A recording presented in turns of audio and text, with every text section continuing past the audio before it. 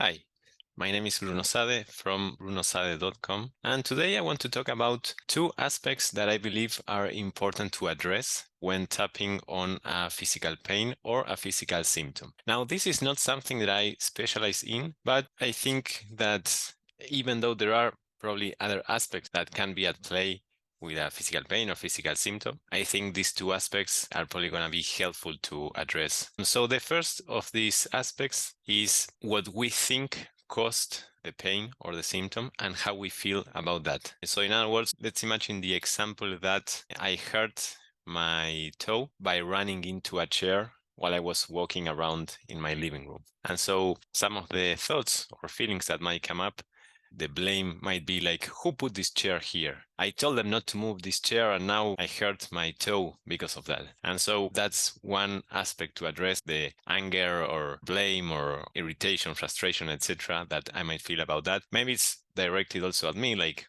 how come I'm so stupid that I didn't see the chair? And even though I'm so angry that how can I be so stupid to run into this chair and now my toe is hurting? And this is what I'm noticing right now. So that is the first of these two aspects, what we think caused the pain or the symptom and how we feel about it. So it's kind of like tapping on the past. And the caveat here would be if what we think caused the issue is a traumatic memory, traumatic incidents such as a car accident, a sports injury, a medical intervention that went wrong, etc. I would recommend working on those type of events with a certified EFT practitioner because they might be a bit too intense to handle by ourselves. Now, the other aspect is the consequences that we anticipate will happen as a result of having this pain or physical symptom. So, for example, let's say that I hurt my fingers with a door, like I caught my finger on the door. And then some of the thoughts might be like, oh, now I'm not going to be able to write or to type, which is something that I have to do for my job. And I feel really frustrated about that. Or maybe it's the idea that, oh, I was hoping to go on vacation and I was hoping to ski. And now my fingers are injured or my finger is injured. And so I'm going to miss out on this vacation that I was really hoping for. So when thinking about that loss, I feel really sad. And so it's kind of like thinking about the future, like what are the consequences or losses that you anticipate might happen as a result of this pain or symptom. Or it might be, let's say that I'm having symptoms of a cold and I'm thinking, oh, now I'm going to have to cancel all my sessions this week, like what a bummer. Or what if it's something worse than a cold and I'm going to have a fever? I'm not going to be able to get out of bed. And so when I imagine these anticipated consequences, what feeling, emotional sensation do I notice coming up for me now? And I tap on that. So an example of a set statement might be, even though when I think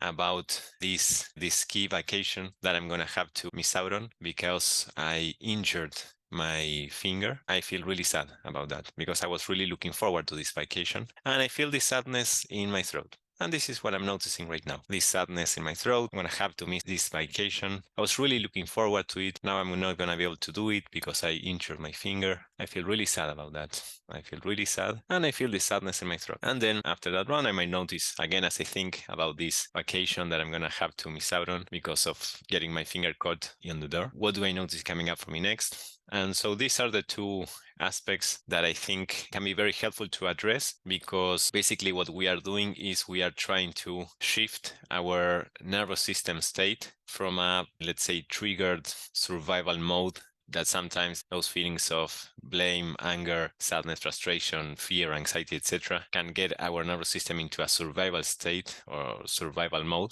And therefore the body tenses up and therefore the body is not in the most conducive state to regenerate or to apply its own healing abilities. And if we can get our nervous system into more of a ventral vagal state, which is more a state where we are feeling relaxed and safe and grounded and connected, our body is in a better place to heal or regenerate from whatever pain or symptom we might be experiencing. So basically, these are two aspects that address some of the possible emotional contributing factors to physical pain or symptoms. So this is it for today and take care.